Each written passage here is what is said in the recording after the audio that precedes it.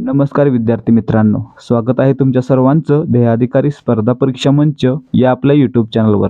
मित्रांनो, आज आपण मुंबई पोलीस भरतीच्या लेखी परीक्षेसाठी तसेच पुढे होणाऱ्या पोलीस भरतीच्या लेखी परीक्षेसाठी मराठी व्याकरणाचे सराव प्रश्न पाहणार आहोत. मित्रांनो, आज आपण मराठी व्याकरणाचा भाग 30 पाहतोय, ज्यामध्ये एकूण 50 प्रश्न असतील. याचप्रमाणे आपण इतर व्हिडिओमध्ये देखील प्रत्येकी 50 प्रश्नांचा सराव केलेला आहे. त्यामुळे जर तुम्ही पोलीस भरतीसाठी तयारी करत आहात तर तुम्ही आपल्या चॅनलवरील मराठी व्याकरण आणि इतर विषयांच्या प्लेलिस्टमधून त्या विषयांचा सराव करू शकता. त्यासाठी तुम्हाला काय करायचं आहे तर आपल्या चॅनलला सबस्क्राईब करायचं आहे. त्याचबरोबर हा व्हिडिओ पूर्ण पहा आणि आवडल्यास लाईक करा. त्याचबरोबर व्हिडिओमधील माहितीच्या आधारे एक प्रश्न शेवटी विचारला जातो, त्या प्रश्नाचं देखील उत्तर द्या. त्याचबरोबर आपल्या मित्रांसोबत देखील हा व्हिडिओ शेअर करा आणि अशाच प्रकारचे व्हिडिओ पाहून सराव करण्यासाठी आपल्या चॅनलला सबस्क्राईब करा. आता सुरुवात करूयात आजच्या प्रश्नांना. पहिलाच प्रश्न आहे, मराठी वर्णमालेत एकूण स्पर्श व्यंजने किती आहेत? आता या ठिकाणी पहा, मराठी वर्णमालेमध्ये एकूण वर्ण किती? 52. त्यापैकी लक्षात ठेवा 14 स्वर आहेत, 2 स्वरादी आहेत, 34 व्यंजन आहेत आणि 2 संयुक्त व्यंजन आहेत. ठीक आहे. मग मित्रांनो, एकूण 52 आहेत. तर मित्रांनो, या 34 व्यंजनापैकी काही व्यंजनं अशी आहेत ज्यांचा उच्चार करताना आपल्या जिभेचा स्पर्श आहे तो आपल्या तोंडातील अवयवांना होतो आणि त्यामुळे त्या व्यंजनांना काय म्हणायचं? स्पर्श व्यंजन. ठीक आहे. आणि अशी किती आहेत? 25 आहेत. क पासून म पर्यंत 25 व्यंजन आहेत. ती काय आहेत? स्पर्श व्यंजन आहेत. म्हणजे आपलं उत्तर काय? पर्याय 3. स्पर्श व्यंजने म्हणजे काय? पुन्हा एकदा पहा, ज्या व्यंजनांचा उच्चार करताना आपल्या जिभेचा स्पर्श आपल्या तोंडातील इतर अवयवांना होतो, जसं की कंठ, दात, टाळू यांना होतो, तर त्या व्यंजनांना काय म्हणायचं? स्पर्श व्यंजन. आणि ती किती आहेत? 25 आहेत. ठीक आहे. एकूण व्यंजनं किती आहेत? 34. ठीक आहे. त्या 34 पैकी 25 स्पर्श व्यंजन आहेत. त्यासोबतच 4 काय आहेत? अर्धस्वर आहेत. एक आहे महाप्राण. ठीक आहे. पुढे पहा, प्रश्न क्रमांक 2, खालील नामासाठी योग्य ध्वनिदर्शक पर्याय निवडा. आता मित्रांनो, मोर कसा ओरडतो? म्याव म्याव. परंतु त्याला आपण म्याव म्याव म्हणतोय का? नाही म्हणत. त्याला काय म्हणायचं? केकावली. ठीक आहे. म्हणजे आपलं उत्तर काय? पर्याय 3 केकावली. मोराची केकावली. कलरव म्हणजे काय? चिमण्यांचा कलबलाट. आरवणे कोंबडा आणि घुतकार घुबड. ठीक आहे. आणि पारवा आणि कबूतर काय असतं? घुमणे. घुतकार नसतो त्यांचा, घुमणे असतं. ठीक आहे. प्रश्न क्रमांक 3, ज्या नामाच्या वस्तूचे वजन करता येते ते नाम म्हणजे टिंबटिंब नाम. आता या ठिकाणी पहा, आपण पाहिलं होतं, ज्या नामाची वस्तू परिमाणात मोजता येते म्हणजेच किलो, लिटर, मीटर, सेंटीमीटरमध्ये मोजता येते, त्याला काय म्हणायचं? पदार्थवाचक नाम. उदाहरणार्थ 1 किलो तांदूळ. तांदूळ काय आहेत? तर पदार्थवाचक नाम आहे. ठीक आहे. पदार्थाला दिलेलं नाव आहे. म्हणजे आपलं उत्तर या ठिकाणी काय? ज्या नामाच्या वस्तूचे वजन करता येते किंवा ती वस्तू मोजता येते त्याला काय म्हणायचं? पदार्थवाचक नाम. पर्याय 3. ठीक आहे. भाववाचक नाम कधी असतं? तर जे नाम विशेषणापासून बनलेलं असतं आणि ज्या नामाच्या वस्तूला स्पर्श करता येत नाही त्याला काय म्हणायचं? भाववाचक नाम. ठीक आहे. पुढे पहा, प्रश्न क्रमांक 4, व्यायामाबरोबर त्याचे चिंतनही झाले. या वाक्यातील ही हा शब्द टिंबटिंब आहे. आता या ठिकाणी पहा, या वाक्यामध्ये चिंतन या शब्दाला ही हा प्रत्यय जोडला गेलेला आहे. आणि आपण काय पाहिलं होतं, नामाला जोडून येणारा शब्द जर नामाचा वाक्यातील इतर शब्दांशी असलेला संबंध दाखवत असेल तर त्याला काय म्हणायचं? शब्दयोगी अव्यय. म्हणजे या ठिकाणी चिंतन या शब्दाला, चिंतन या नामाला ही हे शब्दयोगी अव्यय जोडून आलेला आहे. ठीक आहे. म्हणजे पर्याय 2 आपलं उत्तर आहे. प्रश्न क्रमांक 5, मैत्री सेट परीक्षा उत्तीर्ण झाली. अधोरेखित नामाचा प्रकार ओळखा. आता या ठिकाणी पहा, मैत्री हे अधोरेखित नाम आहे. आपण मैत्री हे भाववाचक नाम पाहिलेलं आहे. मैत्री म्हणजे काय? मित्रता. परंतु या ठिकाणी मैत्री हे काय आलेलं आहे? तर एखाद्या व्यक्तीचं, एखाद्या मुलीचं नाव आलेलं आहे. म्हणजे या ठिकाणी काय म्हणूया आपण? मैत्री हे विशेष नाम आहे. पर्याय 1 आपलं उत्तर आहे. ठीक आहे. विशेष नाम म्हणजे काय? एखाद्या वस्तूला किंवा एखाद्या व्यक्तीला दिलेलं नाव असतं, त्याला काय म्हणायचं? विशेष नाम. ठीक आहे. विद्यार्थी मित्रांनो, ज्याप्रमाणे आपण पोलीस भरतीचे प्रश्न पाहत आहोत त्याच प्रकारचं स्पष्टीकरण आणि त्याच प्रकारचे प्रश्न स्वतः वेळ लावून सोडवण्यासाठी आपल्याकडे एक टेस्ट सिरीज देखील आहे, ज्यामध्ये आपण फक्त 25 रुपयांमध्ये 10 प्रश्नपत्रिका तुम्हाला देत आहोत. तर मित्रांनो, यामध्ये प्रत्येक प्रश्नाचं पूर्ण स्पष्टीकरण आपल्याला पाहायला मिळेल. त्याचबरोबर ज्या प्रकारे आपण या ठिकाणी सांगत आहोत, पूर्ण माहिती देत आहोत, त्याच प्रकारची माहिती आपल्या बोलीभाषेमध्ये आपण त्या प्रश्नपत्रिका सिरीजमध्ये दिलेली आहे. त्यामुळे जर तुमचा पेपर अजून झालेला नाहीये किंवा तुम्ही पुढच्या भरतीसाठी तयारी करत आहात, तर फक्त 25 रुपयांमध्ये 10 प्रश्नपत्रिका मिळवण्याची संधी आम्ही तुमच्यासाठी घेऊन आलो आहोत. यासाठी तुम्हाला काय करायचं आहे, तर डिस्क्रिप्शनमध्ये दिलेल्या लिंकवरून आम्हाला टेलिग्रामवर मेसेज करायचा आहे आणि मेसेज केल्यानंतर तुम्हाला आमच्याकडून डेमो प्रश्नपत्रिका अगदी फ्री दिली जाईल. त्याचबरोबर जर तुम्हाला डेमो प्रश्नपत्रिका योग्य वाटली आणि याच प्रकारचे प्रश्न येतात असं वाटलं, तर तुम्ही फक्त 25 रुपयांमध्ये 10 प्रश्नपत्रिका खरेदी करू शकता. लिंक डिस्क्रिप्शनमध्ये देण्यात आलेली आहे. प्रश्न क्रमांक 6, आडवा तिडवा हा शब्द टिंब आहे. आता या ठिकाणी पहा मित्रांनो, आपण शब्दांच्या रचनेनुसार किंवा शब्द कसे तयार झाले यानुसार शब्दांचे काही प्रकार पाडले होते. त्याला काय म्हणतात, शब्दसिद्धी. तर मित्रांनो, त्यापैकी एक महत्त्वाचा प्रकार आहे अभ्यस्त शब्द. म्हणजे काय, अभ्यस्त शब्द म्हणजे काय असतं, जर एखादा शब्द तयार होताना काही अक्षरांची किंवा काही शब्दांची पुनरावृत्ती होऊन तयार झाला असेल, तर तयार झालेल्या शब्दाला काय म्हणायचं, अभ्यस्त शब्द म्हणायचं. आणि मित्रांनो, त्या अभ्यस्त शब्दांचे आणखी 3 प्रकार पडतात. ठीक आहे. 3 प्रकार कोणते आहेत, अंशाभ्यस्त, पूर्णाभ्यस्त आणि तिसरा अनुकरणवाचक. मग या ठिकाणी पहा, अंशाभ्यस्त म्हणजे काय असतं, समजा एखादा शब्द 2 एकसारख्या शब्दांपासून तयार झालेला आहे, जसं की आडवा तिडवा, आणि या ठिकाणी आडवा आणि आडवा असतं, तर काय झालं असतं, तर पूर्ण शब्द आहे असं रिपीट झाला असता. परंतु तसं न होता आडवामधील आच्या जागी दुसऱ्या शब्दामध्ये ती आलेला आहे. या ठिकाणी काय झालं, पहिल्या शब्दामधील आ आहे ते दुसऱ्या शब्दामध्ये ती झालेलं आहे. म्हणजे या ठिकाणी काय झालं, शब्द तयार होताना एक अक्षर बदललं. म्हणजे काय झालं, फक्त अर्धा शब्द आहे तो आहे असा राहिला, म्हणजे अंशात्मक शब्द आहे तो आहे असा राहिला. त्यामुळे त्याला काय म्हणायचं, अंशाभ्यस्त. जर पूर्ण शब्द आहे असा आला असता, जसं की आडवा आडवा असा आला असता, तर काय झाला असता, पूर्णाभ्यस्त. कारण पूर्ण शब्द रिपीट होतोय, परंतु एखादा अक्षर बदलून आलं तर त्याला काय म्हणायचं, अंशाभ्यस्त. ठीक आहे. म्हणजे या ठिकाणी आडवा तिडवा काय, अंशाभ्यस्त. ठीक आहे. म्हणजे आपलं उत्तर काय, पर्याय 4. परंतु या ठिकाणी पुन्हा पुन्हा एक शब्द पूर्णपणे रिपीट झाला तर काय, पूर्णाभ्यस्त. आणि त्याच्या पुढे तिसरा प्रकार असतो अनुकरणवाचक. तो कधी असणार आहे, जर पुन्हा पुन्हा रिपीट होऊन तयार झालेला शब्द ध्वनिदर्शक असेल तर त्याला काय म्हणायचं, अनुकरणवाचक. उदाहरणार्थ टनटन. या ठिकाणी टनटन काय, पूर्णाभ्यस्त वाटतोय, परंतु याच्यातून ध्वनीचा बोध होतोय, म्हणून हा काय, अनुकरणवाचक आहे. ठीक आहे. प्रश्न क्रमांक 7, केळी हा शब्द कोणत्या वचनात आहे. मित्रांनो, एक केळ आणि अनेक केळी. ठीक आहे. म्हणजे आपलं उत्तर काय, केळी हा शब्द अनेक वचनामध्ये आहे. पर्याय 2. प्रश्न क्रमांक 8, पुढीलपैकी अयोग्य जोडी ओळखा. त्या ठिकाणी पहा, अयोग्य जोडी कोणती आहे, निश्चित अनिश्चित विरुद्धार्थी आहे, बरोबर आहे. अनुभवी अननुभवी हे देखील विरुद्धार्थी आहे, आणि उताना पालथा हे देखील विरुद्धार्थी आहे. परंतु आवश्यक आवश्यकता, या ठिकाणी आवश्यक विशेषण आहे आणि आवश्यकता हे नाम झालेलं आहे. ठीक आहे.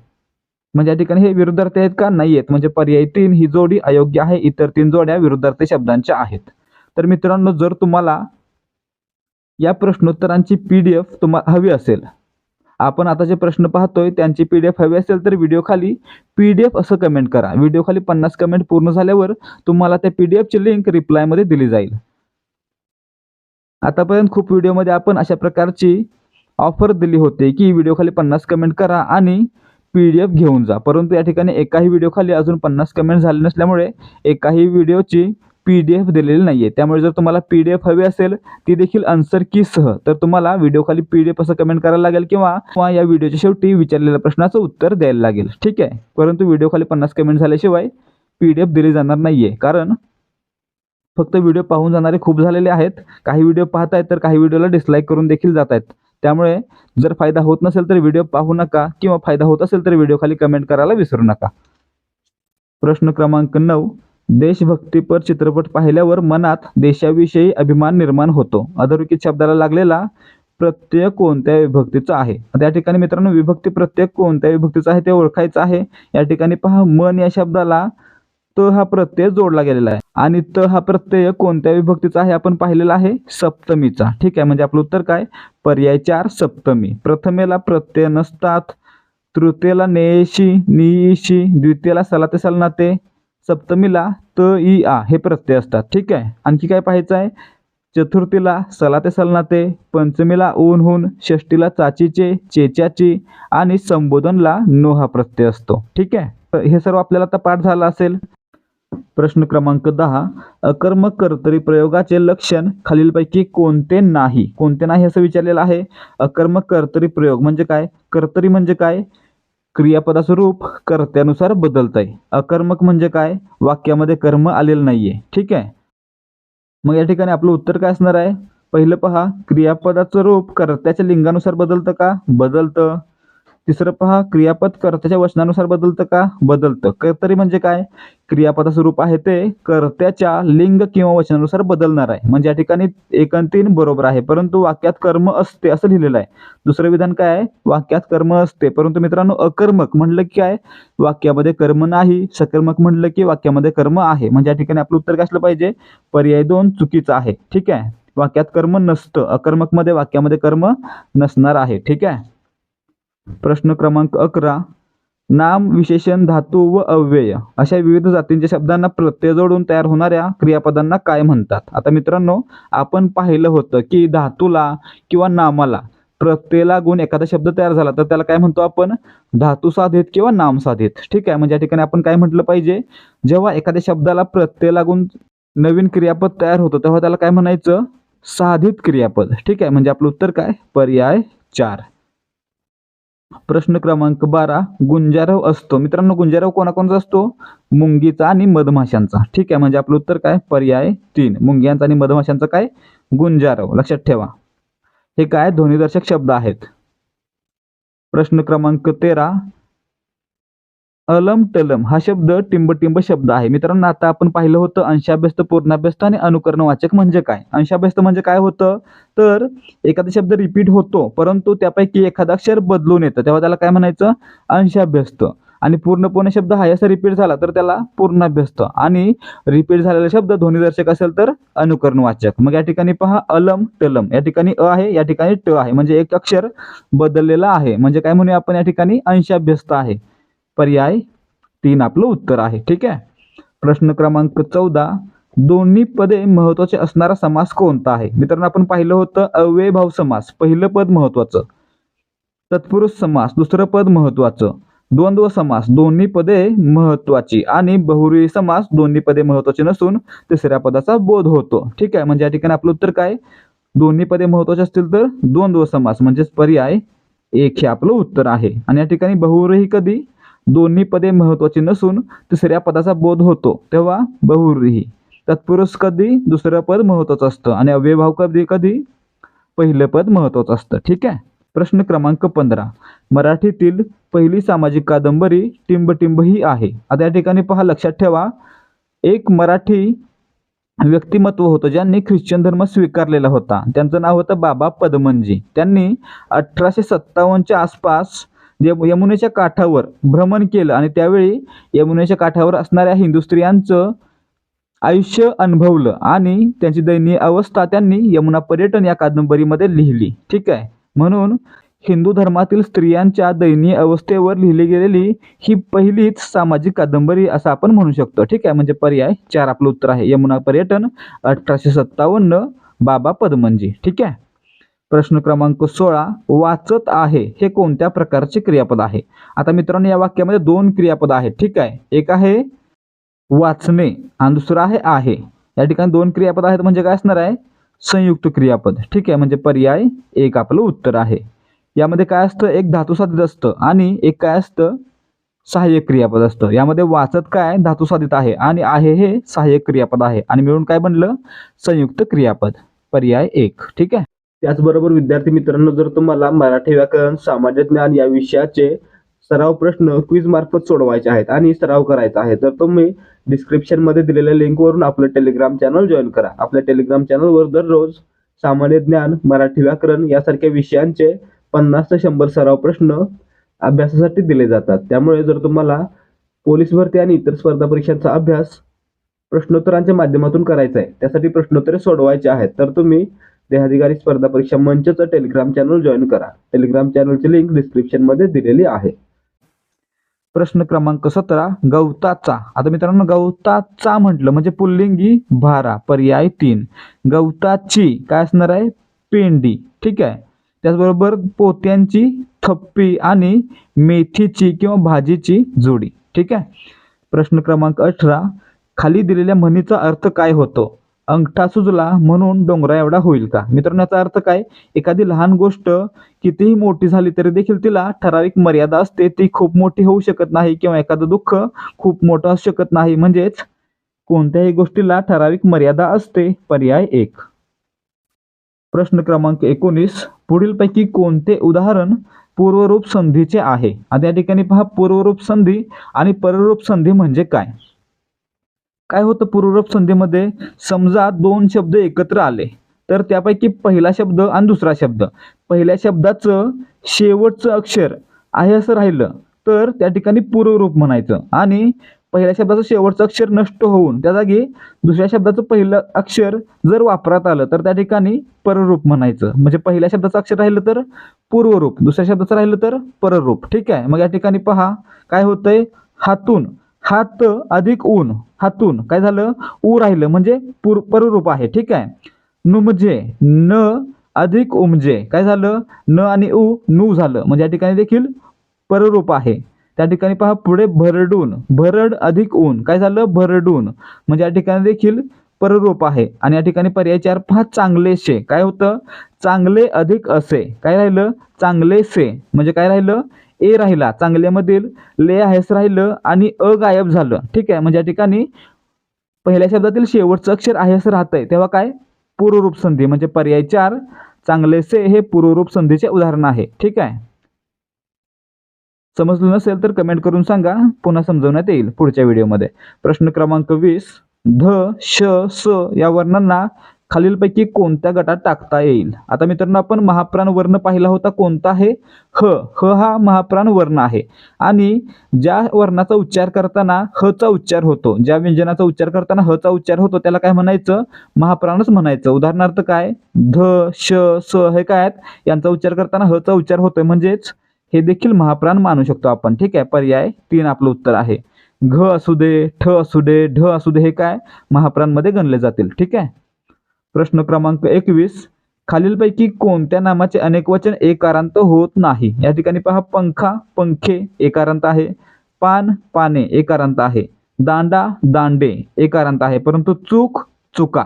ठीक आहे. म्हणजे या ठिकाणी काय होतंय? आकारांत होतंय म्हणजे पर्याय 3 चूकचं चुका होतं, आकारांत होतं, एकारांत नाही. ठीक आहे.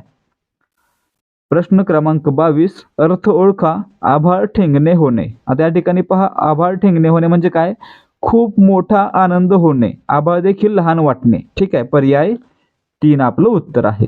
प्रश्न क्रमांक 23 खालीलपैकी कोणत्या शब्दातील ड हा अंत्यवर्ण तिरस्कार सूचक नाही? आता या ठिकाणी पहा खोटारडा या ठिकाणी विशेषण, खेरडा विशेषण, घाणेरडा विशेषण यामधून काय होतंय? तिरस्कार व्यक्त होतो. एखाद्या व्यक्तीसाठी वापरलेले शब्द आहेत हे तिरस्कार दाखवतायत, परंतु वाडा हे काय? नाम आहे. ठीक आहे. यामध्ये तिरस्कार व्यक्त होतोय का? नाही होत आहे. म्हणजे पर्याय 2 वाडामधून तिरस्कार सूचित होत नाही किंवा हा शब्द तिरस्कार सूचक नाही. ठीक आहे. प्रश्न क्रमांक 24 वेगळा पर्याय निवडा. या ठिकाणी पहा अप्रूप वाटणे, कौतुक वाटणे, आश्चर्य वाटणे म्हणजे काय? काहीतरी भावना व्यक्त होते, परंतु अक्षता वाटणे म्हणजे काय? तांदूळ वाटणे. या ठिकाणी तिन्हीचा अर्थ भावना व्यक्त करणे आहे किंवा भावना व्यक्त केली जात आहे, परंतु अक्षता वाटण्यामध्ये काय होतंय? तर एखादी गोष्ट दिली जात आहे म्हणजे पर्याय 2 वेगळा पर्याय आहे. ठीक आहे. प्रश्न क्रमांक 25 पूर्ण वर्तमानकाळी वाक्य कोणते? आता या ठिकाणी पहा वर्तमान काळामध्ये वाक्य कसं असेल? तेही पूर्ण. कसं असेल? एखादी क्रिया सध्या नुकतीच पूर्ण झाली आहे असं वर्णन असेल म्हणजे काय? मी मृत्युंजय कादंबरी वाचलेली आहे हे काय? पूर्ण वर्तमानकाळी वाक्य. ठीक आहे. प्रश्न क्रमांक 26 चहाऐवजी दूध दिले तरी चालेल या वाक्यातील शब्दयोगी अव्यय कोणत्या प्रकारचे आहे? आता या ठिकाणी शब्दयोगी अव्यय काय असतं? नामाला जोडून येणारा शब्द जर नामाचा इतर वाक्याशी संबंध दाखवत असेल तर त्याला काय म्हणायचं? शब्दयोगी अव्यय. मग या ठिकाणी चहा या नामाला ऐवजी हे शब्दयोगी अव्यय वापरलं गेलेलं आहे आणि हे काय सुचवतंय? तर चहाच्या बदल्यात दुसरी गोष्ट सुचवतंय. म्हणजेच काय? एखाद्या गोष्टीच्या बदल्यात दुसरी गोष्ट सुचवते म्हणजे काय सुचवतंय? विनिमय सुचवतंय. म्हणजे हे कोणत्या प्रकारचं आहे? विनिमय वाचक. पर्याय 4 आपलं उत्तर आहे. तर या ठिकाणी पहा आणखी विनिमय वाचक शब्दयोगी अव्यय कोणती आहेत? तर या ठिकाणी बद्दल, ऐवजी, जागी, बदली ही 4 काय आहेत? विनिमयवाचक शब्दयोगी अव्यय. ठीक आहे. विरोधवाचक कोणते आहेत? विरोधवाचक आहेत विरुद्ध, विन, उलटे आणि उलट. त्याचबरोबर परिणामवाचक कोणता आहे? भर. आणि दिक्वाचक कोणते आहेत? प्रति, प्रत, कड, कडे, लागी. ठीक आहे. प्रश्न क्रमांक 27. समानार्थी शब्द निवडा. निशा, नाथ. आता या ठिकाणी पहा, निशा म्हणजे रात्र, नाथ म्हणजे रात्रीचा नाथ. रात्रीचा नाथ कोण असतो? चंद्र. पर्याय 4 आपलं उत्तर आहे. प्रश्न क्रमांक 28. चरण संख्या, अक्षरगण असे कोणतेच बंधन नसते ही ओळख टिंबटिंबची आहे. आता मित्रांनो, आपण अक्षरगण वृत्त कसं ओळखतो?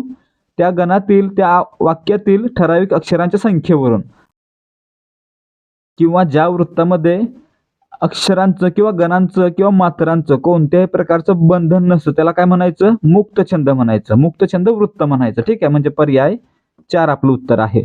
प्रश्न क्रमांक 29.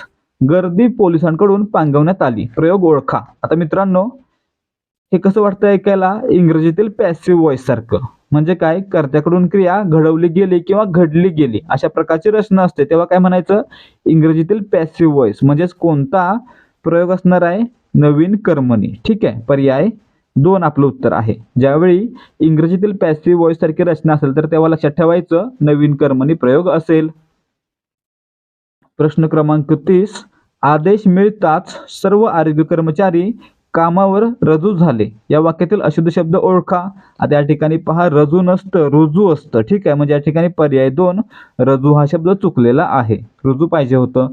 प्रश्न क्रमांक 31. अत्युत्तम या शब्दाची संधी सोडवा. आता मित्रांनो, अत्युत्तमचा संधी विग्रह कसा होतो?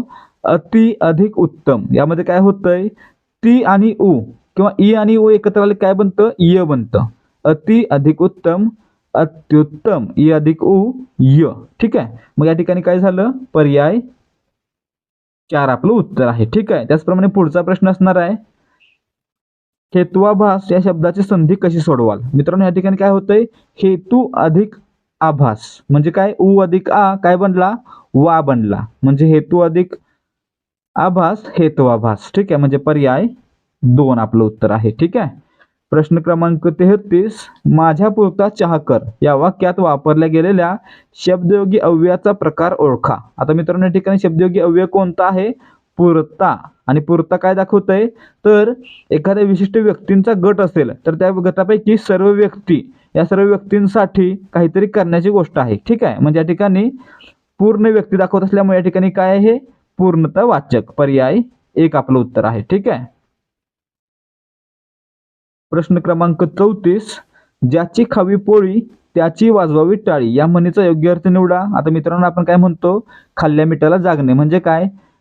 ज्याचा आपण खातो त्याच्याबद्दल गुणगान करणं म्हणजेच उपकारकर्त्याच्या उपकाराची जाणीव ठेवून त्याचे गुणगान करणे. पर्याय 4. ठीक आहे. प्रश्न क्रमांक 35. रिकाम्या जागेसाठी योग्य शब्द निवडा.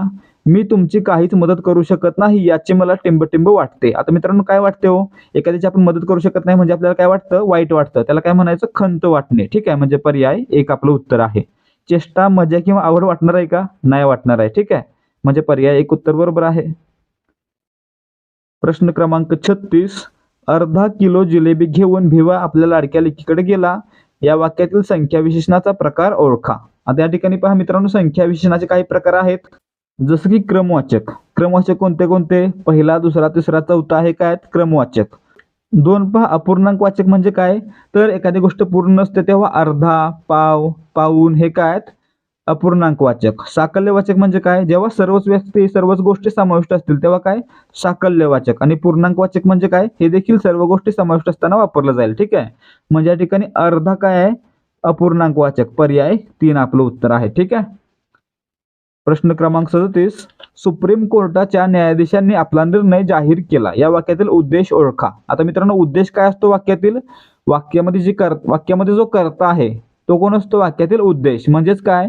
तर वाक्यामध्ये ज्याच्याबद्दल माहिती सांगितली गेली आहे तो काय? वाक्याचा उद्देश. मग या ठिकाणी पहा, वाक्यामध्ये कोण काय सांगतंय? तर सुप्रीम कोर्टाच्या न्यायाधीशांनी आपला निर्णय जाहीर केला. कोणी केला? कर्त्याने केला. कर्ता कोण? न्यायाधीश. म्हणजेच उद्देश कोण? न्यायाधीश. पर्याय 3. आणि सुप्रीम कोर्टाचा हे शब्द काय आहेत? उद्देश विस्तार. ठीक आहे. प्रश्न क्रमांक 38. तुरु तुरु, लखलख, गारगार अभ्यस्त शब्दांचा प्रकार ओळखा. आता मित्रांनो आपण पाहिलं होतं अभ्यस्त शब्दांचे 3 प्रकार: अंशाभ्यस्त, पूर्णाभ्यस्त आणि अनुकरणवाचक. पूर्णाभ्यस्त कधी असतात? जेव्हा पूर्ण शब्द आहेचा रिपीट झाला असतो तेव्हा पूर्णाभ्यस्त. शब्द रिपीट होताना जर एखादा अक्षर बदललं असेल तर अंशाभ्यस्त. आणि रिपीट झालेला शब्द आहे तो ध्वनिदर्शक असेल तर अनुकरणवाचक. मग या ठिकाणी तुरु तुरु, लखलख, गारगार पूर्ण शब्द आहेचा रिपीट होतोय म्हणून काय? पूर्णाभ्यस्त. पर्याय 2. प्रश्न क्रमांक 39. पिकलेले आंब्यांची टिंब पाहून तोंडाला पाणी सुटले. आता मित्रांनो या ठिकाणी समूहदर्शक शब्द निवडायचा आहे. पिकलेले आंब्यांची काय असते? अढी असते. म्हणजे पर्याय 1 आपलं उत्तर आहे. पिकलेले आंब्यांची अढी पाहून तोंडाला पाणी सुटले. गाथण कशाची? काजूंची. चवड भाकरींची आणि चळत नाण्यांची. ठीक आहे. प्रश्न क्रमांक 40. आम्ही 4 चाकी खरेदी केली या वाक्यातून कोणता अर्थ व्यक्त होतो? आता मित्रांनो शब्दशक्तीचे 3 अर्थ आहेत. कोणते कोणते? वाच्यार्थ, व्यंग्यार्थ आणि लक्ष्यार्थ. वाच्यार्थ कधी? जेव्हा उच्चारलेल्या शब्दांचा आहे असा अर्थ घेतला जातो तेव्हा काय? वाच्यार्थ. आणि लक्ष्यार्थ कधी? जेव्हा उच्चारलेल्या शब्दांचा सुसंगत असा अर्थ घेतला जातो तेव्हा लक्ष्यार्थ. आणि व्यंग्यार्थ कधी? जेव्हा उच्चारलेल्या शब्दांचा व्यंगात्मक अर्थ घेतला जातो तेव्हा काय? व्यंग्यार्थ. ठीक आहे. मग या ठिकाणी पहा, आम्ही 4 चाकी खरेदी केली म्हणजे काय? आम्ही गाडी खरेदी केली. आहे असा अर्थ घेतला जातोय म्हणजे काय? या ठिकाणी वाच्यार्थ असणार आहे. पर्याय 1 आपलं उत्तर आहे. ठीक आहे. प्रश्न क्रमांक 41. बाबा शेतात जातात आणि संपूर्ण शेताला फेरफटका मारतात या वाक्याचा प्रकार ओळखा. आता मित्रांनो या वाक्यामध्ये कोणतं उभयान्वयी अव्यय आलेलं आहे? आणि हे कोणत्या प्रकारचं आहे? समुच्चय बोधक. आणि समुच्चय बोधक उभयान्वयी अव्यय कोणत्या प्रकारचं असतं? प्रधानत्व सूचक असतं. आणि आपण काय पाहिलं होतं? जर 2 वाक्य जोडली जाताना प्रधानत्व सूचक उभयान्वयी अव्ययानं जोडली गेली तर त्या ठिकाणी तयार होणारं वाक्य हे संयुक्त वाक्य असतं. आणि जर 2 वाक्य जोडली जाताना ती गौणत्व सूचक उभयान्वयी अव्ययानं जोडली गेली तर ते मिश्र वाक्य असतं. मग मित्रांनो या ठिकाणी आणि हे प्रधानत्व सूचक उभयान्वयी अव्यय असल्यामुळे या ठिकाणी हे कोणत्या प्रकारचं वाक्य असलं पाहिजे? संयुक्त वाक्य. म्हणजे पर्याय 2 आपलं उत्तर आहे. ठीक आहे. प्रश्न क्रमांक 42. सर्व फुलांचे 10-10चे गुच्छ केले. अधोरेखित संख्या विशेषणाचा प्रकार कोणता? आता मित्रांनो या ठिकाणी अधोरेखित काय असलं पाहिजे? 10-10चे. मग काय लक्षात ठेवायचं आहे? ज्यावेळी वस्तूंचे गट पाडले जातात म्हणजे 1-1, 2-2, 3-3, 10-10 अशा प्रकारचे गट केले असतील म्हणजे काय? गट करणे म्हणजे काय? पृथक्करण करणे. मग या ठिकाणी जेव्हा गट केले असतील तेव्हा काय केलं असतंय? पृथक्करण केलं असतंय. म्हणजे या ठिकाणी काय असणार आहे? विशेषण कोणत्या प्रकारचं असणार आहे? पृथकत्व वाचक. म्हणजे पर्याय 2 आपलं उत्तर आहे. गणनावाचक कधी? जर आपण 1, 2, 3, 4, 5, 6, 7, 1000, 2000, 3000 असं म्हणतोय तर त्यावेळी गणनावाचक. क्रमवाचक कधी? पहिला, दुसरा, तिसरा, चौथा, पाचवा, 6वा, 7वा, 8वा, 9वा, 10वा अशा प्रकारे आपण जर क्रम सांगत असलो तर क्रमवाचक. आणि अनिश्चित कधी? जेव्हा एखाद्या गोष्टीचं प्रमाण दिलेलं आहे म्हणजे कसं? काही म्हटलं किंवा थोडं म्हटलं, भरपूर म्हटलं तर प्रमाण दिलंय परंतु निश्चित संख्या माहित आहे का? नाही माहित आहे. तेव्हा काय? अनिश्चित संख्यावाचक. ठीक आहे. प्रश्न क्रमांक 43. पुढील वाक्यातील शब्दयोगी अव्ययाचा प्रकार सांगा. आता मित्रांनो वाक्य पहा, निर्णयासाठी तिला वेळ हवा आहे. या वाक्यामध्ये साठी हे शब्दयोगी अव्यय आलेलं आहे. आणि हे कोणत्या प्रकारचं असतं? साठी कधी वापरतो आपण? एखादी गोष्ट का करणार आहे त्यासाठी आपण साठी हे शब्दयोगी अव्यय वापरतो. म्हणजे आपला हेतू दाखवत असतो आपण. म्हणजे आपलं उत्तर काय? पर्याय 1 हेतुवाचक. ठीक आहे. हेतुवाचक आणखी कोणकोणती आहेत? हेतुवाचक आहेत साठी, कारणे, करता, अथा, प्रित्यर्थ, निमित्त, स्तव. हे काय आहेत? हेतुवाचक. कैवल्यवाचक कोणती कोणती? तर मात्र, ना, पण, फक्त, केवळ हे काय आहेत? कैवल्यवाचक. योग्यतावाचक कोणती? योग्य, सारखा, समान, सम, प्रमाणे, बर, हुकूम हे काय? योग्यतावाचक. प्रश्न क्रमांक 44. नाटकात खलनायकासाठी अतिशय क्रोधकारक हे विशेषण वापरले. या वाक्यात आलेला विशेषण हा शब्द काय आहे? मित्रांनो या ठिकाणी अतिशय क्रोधकारक हे काय आहे? विशेषण आहे. परंतु हे विशेषण हा शब्द काय आहे? तर या ठिकाणी विशेषण हा शब्द नामाचं कार्य करत आहे. ठीक आहे. म्हणजे पर्याय 4 आपलं उत्तर आहे. विशेषण म्हणजे काय असतं, तर नामाबद्दल अधिक माहिती सांगणाऱ्या शब्दाला काय म्हणायचं, विशेषण म्हणायचं. ठीक आहे. तर या ठिकाणी खलनायक या नामासाठी अतिशय क्रोधकारक हे विशेषण आलेलं आहे, परंतु विशेषण हा शब्द या ठिकाणी नामाचं काम करतोय. ठीक आहे. प्रश्न क्रमांक 45, घरात दररोज फिरून त्याच मुद्द्यावर भांडण होते, क्रियाविशेषण ओळखा. आता मित्रांनो, या ठिकाणी दररोज कालदर्शक आणि फिरून रीतिवाचक, ठीक आहे, हे दोन्ही काय आहेत, क्रियाविशेषण आहेत. म्हणजे आपलं उत्तर काय, पर्याय 1 दररोज आणि फिरून.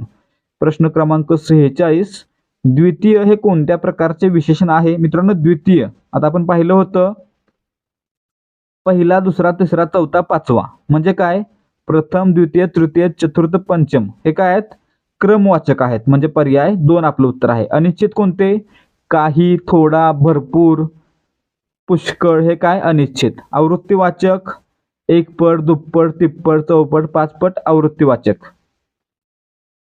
प्रश्न क्रमांक 47, शब्दाचा समास प्रकार ओळखा. दरवेळी, आता या ठिकाणी पाहायचा विग्रह कसा होतो, दरवेळीचा विग्रह होतो प्रत्येक वेळी. यामध्ये काय होतंय, पहिलं पद महत्वाचं आहे आणि ते काय अव्यय आहे. म्हणजे या ठिकाणी आपण काय पाहिलं होतं, ज्यावेळी समासाचा विग्रह होताना पहिलं पद महत्वाचं असतं तेव्हा त्या ठिकाणी कोणता समास असतो, अव्ययीभाव समास. ठीक आहे. म्हणजे आपलं उत्तर काय, पर्याय 1. दुसरं पद महत्वाचं असतं तेव्हा तत्पुरुष, दोन्ही पद महत्वाचे असतात तेव्हा द्वंद्व, आणि दोन्ही पदे महत्वाची नसून तिसऱ्या पदाचा बोध होतो तेव्हा काय, बहुव्रीही. ठीक आहे.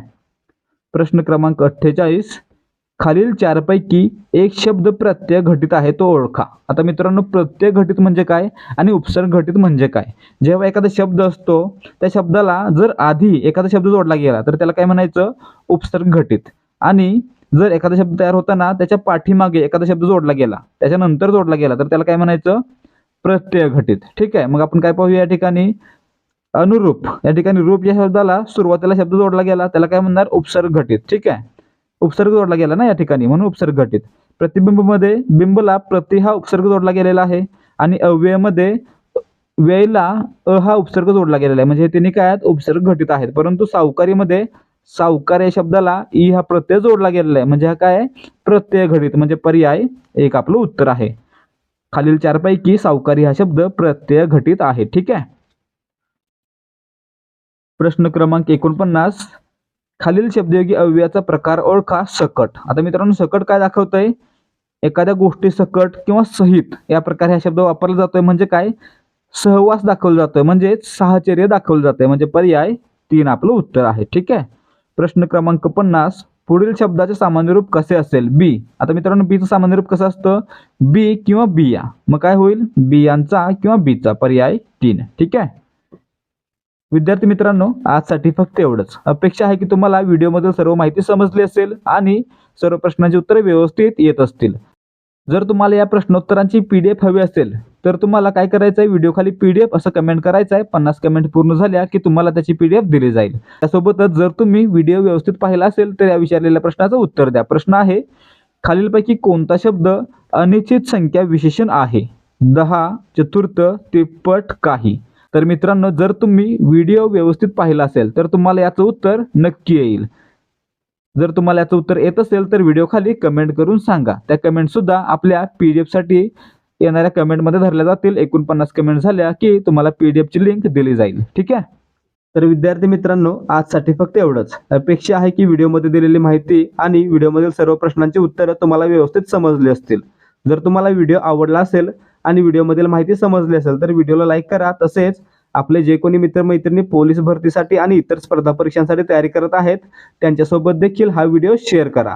त्याचबरोबर याचसारखे आणखी व्हिडिओ पाहून 2024 मध्ये होणाऱ्या पोलीस भरतीसाठी तयारी करण्यासाठी तसेच इतर स्पर्धा परीक्षांचा सराव करण्यासाठी देहाधिकारी स्पर्धा परीक्षा मंच या आपल्या हक्काच्या YouTube चॅनलला सबस्क्राईब करा. त्याचबरोबर पोलीस भरतीसाठी आवश्यक असणारे प्रश्नोत्तरे दररोज सोडवण्यासाठी टेलिग्राम चॅनल जॉईन करा. टेलिग्राम चॅनलची लिंक डिस्क्रिप्शनमध्ये दिलेली आहे. आणि आपल्या YouTube चॅनलवर अपलोड करण्यात येणारे व्हिडिओ आणि इतर अपडेट्स यांची माहिती तुमच्यापर्यंत वेळेवर पोहोचावी यासाठी बेल आयकॉनवर क्लिक करा आणि ऑलवर सेट करा. भेटूया या सिरीजच्या पुढच्या भागामध्ये. जय हिंद, जय महाराष्ट्र.